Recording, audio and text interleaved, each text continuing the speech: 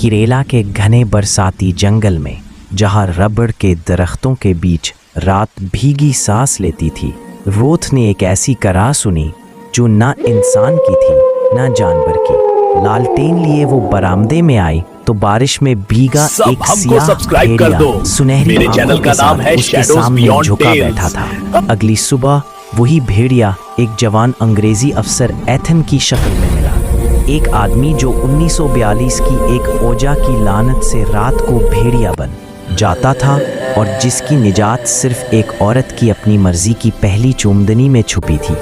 दिन गुजरते गए, रोथ ने उसके जख्मों को छीला, उसके किस्से सुने, उसके वहशीपन को सहा। इवन जब वो बारिश की रात अपनी इंसानियत पर काबू खो बैठा, फिर आखिरी पूरे चांद से पहले वो उसे जंगल के उस पुराने मंदिर में ले गई जहाँ टीवी की पत्थर चैनल का नाम है शैडोज बियॉन्ड अगली टेल। रात जब एथन मुकम्मल भेड़िया बन गया, रोथ ने इसके जबड़े थाम कर उसे चूम लिया, एक चुंबनी जिसने उसे आज़ाद किया।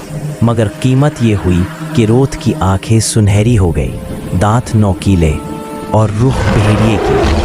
अब अमावस की रातों में लोग कहते हैं कि एक स्याह भेड़िया और एक सफ़ेद भेड़िया जंगल में एक दूसरे के गले लगकर रोते, काटते, चूमते हैं। ये लानत नहीं, एक ऐसा इश्क है जो मौत से भी ज़्यादा गहरा है।